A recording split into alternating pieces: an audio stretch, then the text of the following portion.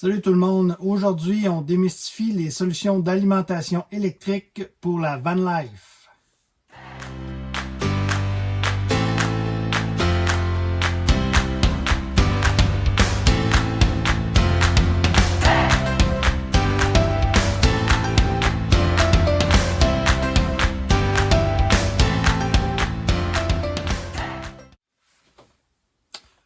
Donc, tout d'abord, je dois vous avertir que je ne suis pas commandité par aucune marque. J'ai rien à vous vendre.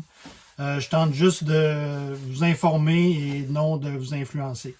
Donc, c'est basé sur mon expérience, mon opinion et je parle en fait des appareils pour l'Amérique du Nord, donc à 120 volts. Je vais comparer deux marques, mais ça aurait pu être d'autres marques.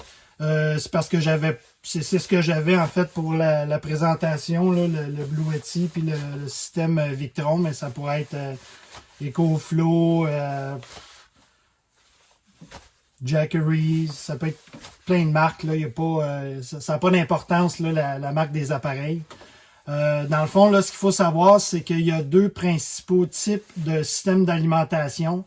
Il y a les systèmes qui sont portables, là, comme celui-ci, et des systèmes fixes qui sont vraiment comme installés de façon permanente dans le véhicule. Donc, pour tout projet de van life, il faut tout d'abord évaluer ses besoins avant d'acheter un système.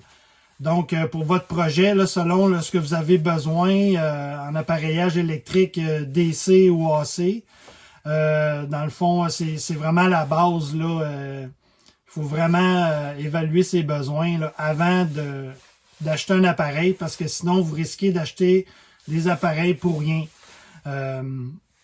Donc, le premier type d'appareil électrique que vous pouvez avoir, ce sont des systèmes portables comme celui-ci.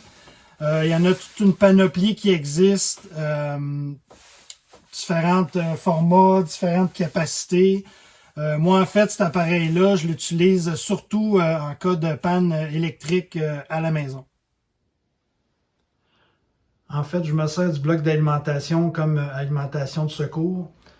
Donc, dans mon panneau électrique, en fait, j'ai un 30 ampères qui s'en va, en fait, à un autre panneau qui est le panneau d'urgence. Et puis, je peux changer entre, en fait, l'alimentation Hydro-Québec et le Bluetti. Je fais juste fermer le disjoncteur, tourner la roulette, puis je peux mettre celui-là à on, en fait. Puis ça, c'est juste du 120 volts. Donc, ce que je fais, c'est que il y a une prise de courant ici qui est 30 ampères. La même chose là, que j'ai dans la vanne. Et puis, c'est branché dans le bloc d'alimentation. Comme ça, je peux alimenter le panneau d'urgence. En fait, en cas d'urgence, je peux alimenter le panneau. Puis, dans le fond, ce que j'ai là-dessus, c'est de l'éclairage des prises de courant. Et puis, une prise de comptoir, là, puis frigidaire, réfrigérateur, congélateur aussi.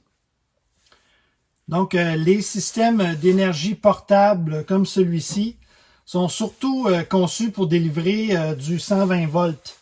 En fait, on peut voir ici qu'il y a beaucoup de sorties, là, 120 volts, il y a même une sortie 30 ampères, des sorties 20 ampères.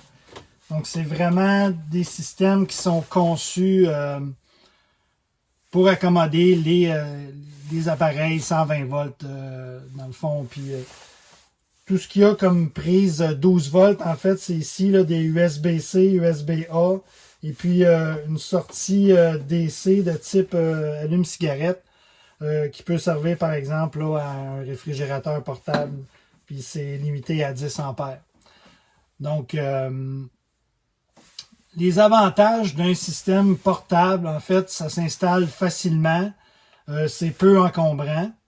Les différentes possibilités de recharger, en fait, il y en a plusieurs, là, mais parfois, là, c'est juste un à la fois. Donc, je pense celui-ci, là, tu peux brancher des panneaux solaires. dessus, mais si tu veux brancher à l'alimentation du véhicule quand tu conduis, là, c'est un à la fois. Donc, ça peut être un petit peu dérangeant. Puis aussi, ben, ce qui est intéressant dans ces appareils-là, c'est qu'on n'a pas besoin de programmation, pas besoin de monter le système non plus, là, pas besoin de faire du raccordement et tout ça. Dans le fond, tout est en un dans une boîte. Donc, les inconvénients des systèmes d'alimentation, des blocs d'alimentation portables, en fait, c'est que c'est limité pour l'alimentation 12 volts. Donc, c'est ça, il y a une sortie 10 ampères, ici, une autre sortie 48 volts, 8 ampères. Je pense que tu peux brancher un module externe sur ce modèle-là qui peut peut-être t'amener à 30 ampères, mais encore là, je suis pas sûr. Donc, par exemple, si vous pensez avoir un climatiseur 12 volts dans votre véhicule, ben, c'est sûr que ça n'alimentera pas ça. Par contre, vous pourriez toujours brancher un climatiseur 120 volts là, dans la prise ici. Par contre, la durée de l'alimentation risque d'être pas très longue, là, dépendamment du nombre de watts-heure que le système peut donner. Donc, c'est limité là, en watts selon le modèle pour faire fonctionner les appareils aussi à 120 volts. Donc, toujours dans les inconvénients, en fait, les blocs d'alimentation, souvent la capacité elle est fixe ou extensible selon les modèles. C'est sûr que celui-là, on peut brancher une batterie supplémentaire dessus, qui est quand même assez dispendieux. Donc, c'est un appareil qui est tout en un. Donc, si ça brise, ben vous perdez toute ton alimentation. Là, tu perds tout. Comparé à un système avec plusieurs éléments, si jamais le système, le chargeur solaire fonctionne pas, ben c'est pas grave. Je peux changer juste le module, tandis que les autres modules vont fonctionner. Donc, quand c'est un système tout en un, s'il y en a un problème avec ou c'est quelque chose qui fonctionne pas, ben, on perd tout. Et puis aussi, bon, un inconvénient, c'est qu'on doit l'installer proche des appareils pour le branchement. Donc, si on a un micro-ondes ou des choses, il faut vraiment être sûr de placer l'appareil dans un endroit assez central pour pouvoir brancher là, les équipements là, aussi là, dedans.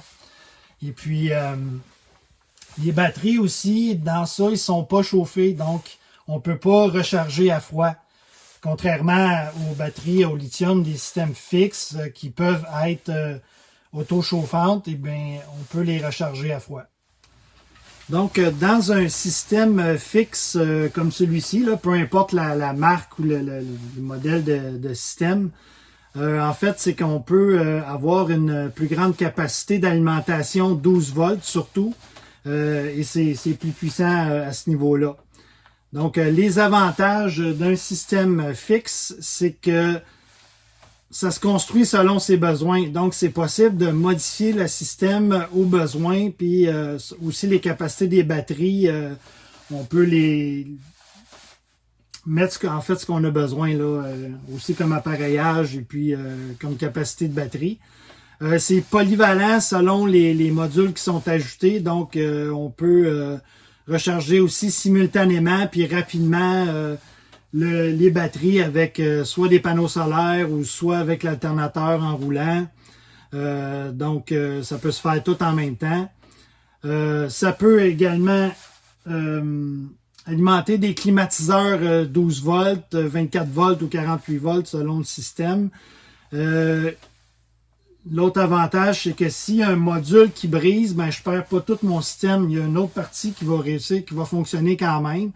Donc, à ce moment-là, c'est un avantage aussi. On peut juste réparer le module qui est défectueux si c'est le cas.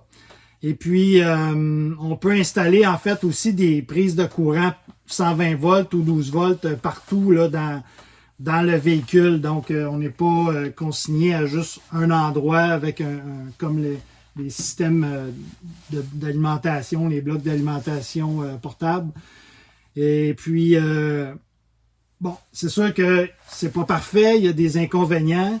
Le prix est parfois plus élevé pour des systèmes si on choisit une capacité qui prend plus de place. Il y a aussi, on doit programmer souvent le système, donc ça prend un petit peu de connaissance aussi là, pour être sûr que le système est bien programmé, il va fonctionner correctement avec le type de batterie qu'on a. Et puis, ça prend aussi là, des connaissances en électricité là, pour faire les connexions correctement. Et puis sinon, ben, on peut le faire aussi par quelqu'un qui s'en l'aise puis qui a des connaissances en fait en électricité pour faire ce type de système-là. Donc, il y a aussi une solution une nouvelle solution qui est sur le marché. Là, c'est EcoFlow qui fait ça. Ils appellent ça les Power Kits. En fait, c'est comme un hybride entre un système fixe puis un peu portable dans le sens que le système est fixe, mais c'est fait comme un système portable. En fait, c'est tout en un. Donc, c'est plus facile à installer. C'est un système qui peut être dispendieux, par exemple, là, selon la version là, que vous voulez là, et les capacités. Donc, ces systèmes-là, c'est quand même récent. Donc, on ne sait pas la fiabilité à long terme. Et puis aussi, ça a le même inconvénient que le système portable. Donc, si jamais il y a quelque chose qui brise, le système brise, ben tu perds tout en même temps. Tu sais, c'est pas des modules détachés, là. Tout ce qu'il y a de détaché, ce sont les batteries. Mais c'est quand même des systèmes intéressants. Mais c'est à voir là, avec le futur. C'est des systèmes qui sont à base de 48 volts. Donc, en fait, c'est ce qui conclut cette vidéo. Et je vous dis à la prochaine. Soyez prudents avec l'électricité.